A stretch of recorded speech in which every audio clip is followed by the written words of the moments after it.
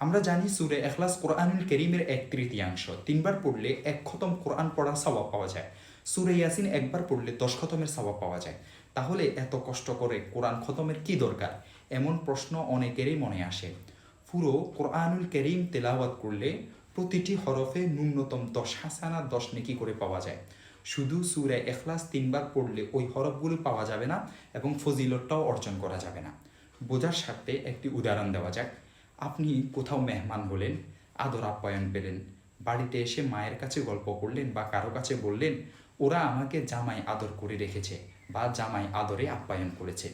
ওরা ওদের জামাইকে যত আদর আপ্যায়ন করে আপনাকে সে আপ্যায়ন করেছে বা তার সমান করেছে, এটি যদিও সমান হয় কিন্তু দুইয়ের মাঝে কিন্তু আকাশ পাতাল তফাত রয়েছে, তা কারো বুঝতে বাকি নেই। এই বিষয়টি বুঝলে সূরা ইখলাসের ফজিলত সম্পর্কে হাদিস বুঝতে অসুবিধা হওয়ার কথা নয়।